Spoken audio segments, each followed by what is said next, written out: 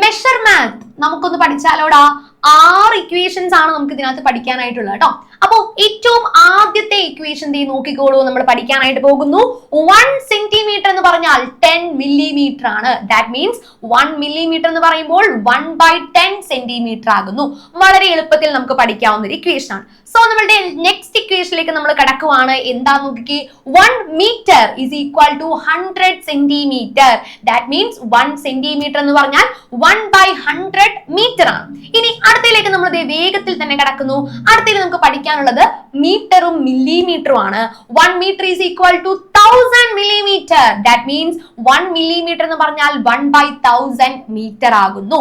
അപ്പോൾ നമ്മളുടെ നെക്സ്റ്റ് 5 പേരുണ്ട്. അതിൽ 4ാമത്തെ ആളാണ് അടുത്തത്. 1 litre is equal to 1000 millilitre ആണ്. അങ്ങനെയാണെങ്കിൽ 1 മില്ലി ലിറ്റർ എന്ന് പറഞ്ഞാൽ 1/1000 ലിറ്റർ ആകുന്നു. So the last and the most important one നോക്കിക്കോളൂ.